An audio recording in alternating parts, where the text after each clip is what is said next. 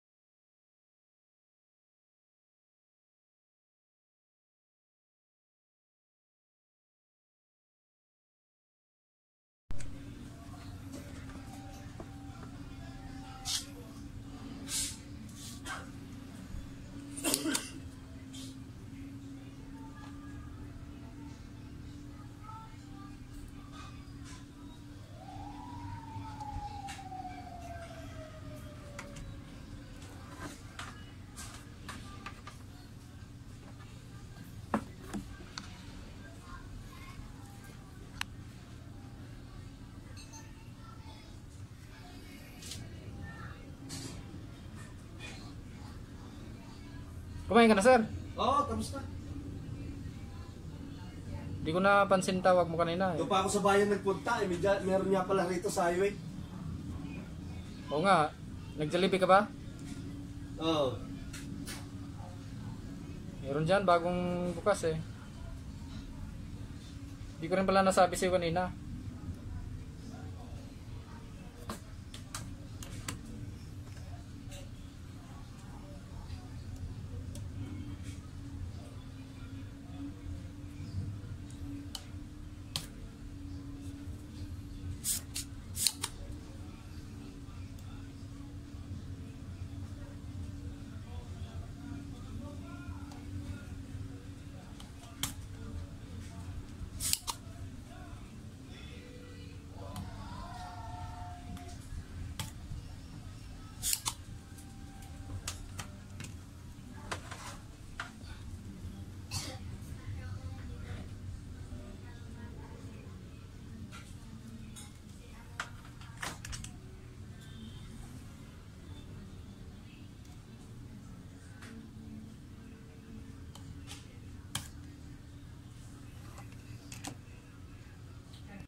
mag-start.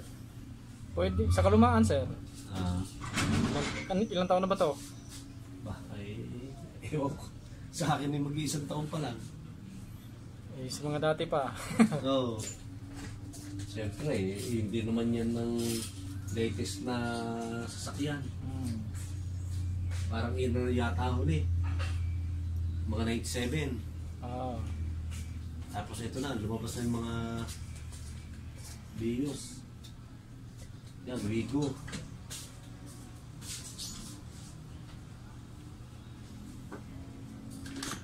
Meron niya ako nakita yung Toyota din.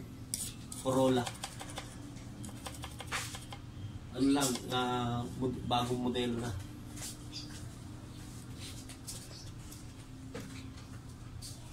Bagong labas la. Oo, na Corolla.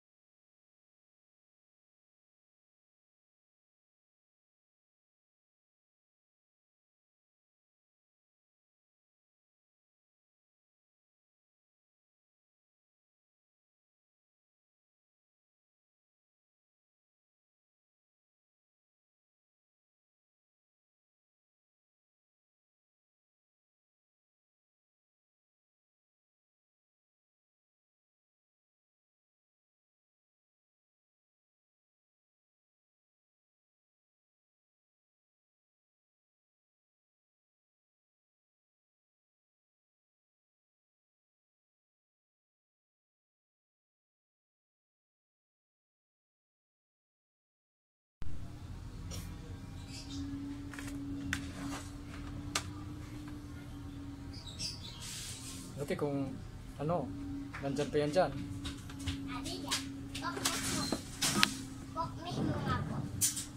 Ito soyo.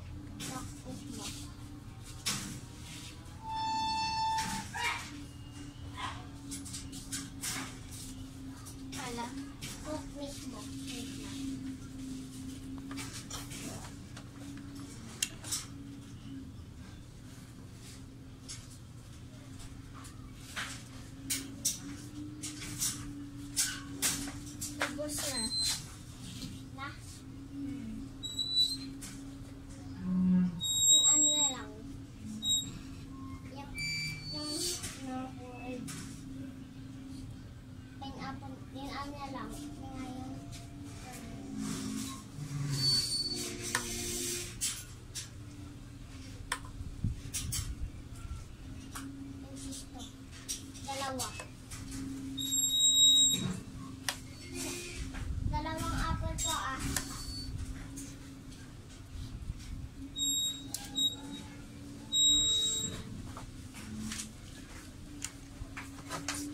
Isa na lang to.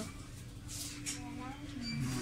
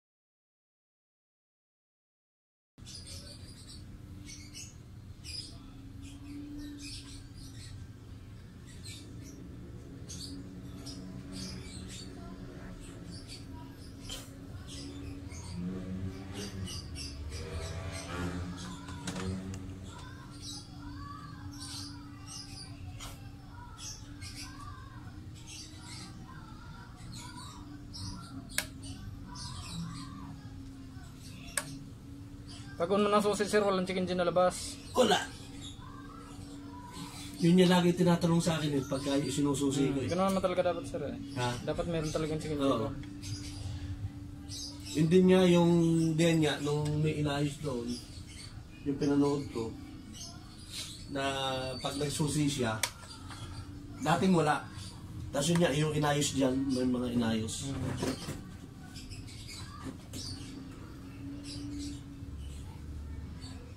Grabe na nga yung ano nito. Hindi ko nakita eh. Ngibit na ako dyan.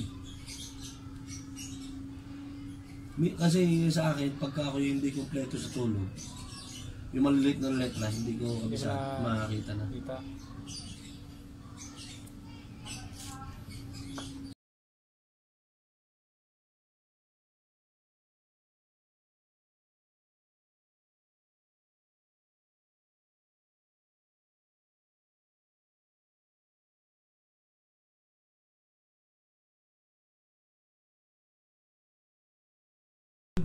Oo. Dati ako si meron noon, nawala.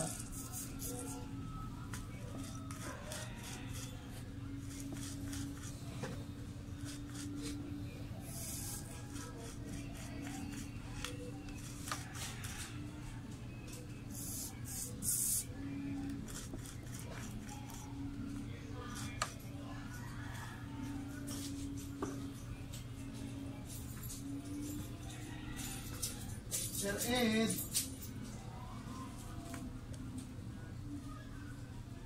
Sir Ed sa Panta.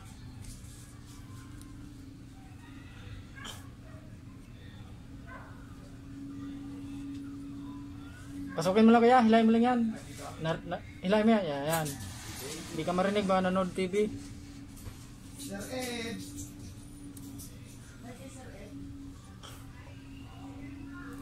Ang madali ah. Dami pa ito eh.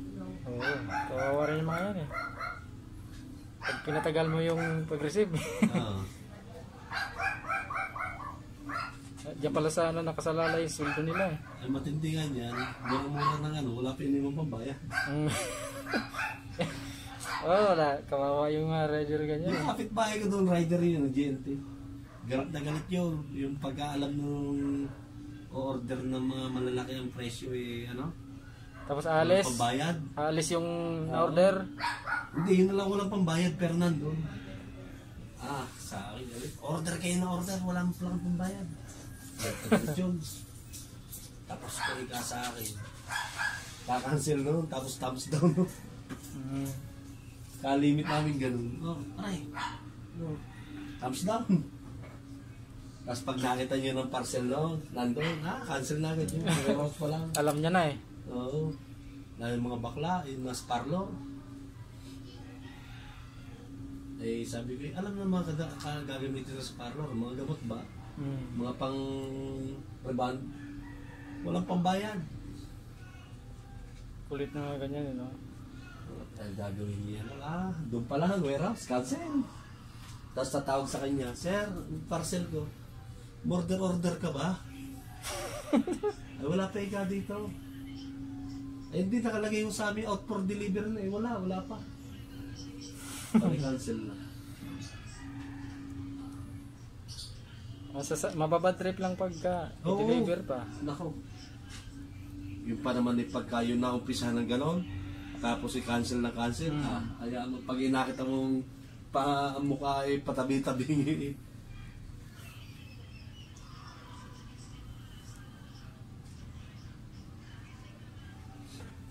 Pa naman na yan, mainitin ang ulo pagka sa ganyan. Mabuti kung makapagtimpi ka. Meron nga siya isang ano, yung pinaka-apprentice niya, kinulong ng Bombay. Kasi ayaw ibigay parcel na hindi bayad. Kinulong ng Bombay? Oo. Saan? Kinulong. Saan sir? Sa bahay. Hindi, Eh, sa naka-video. Ang saang maganda lugar? nag-video yung asawa. Saan lugar? Sa amin. Rider niya. Oh. Yung pare ko. Pero may nag-video, asawa pa ng Bombay. Loko.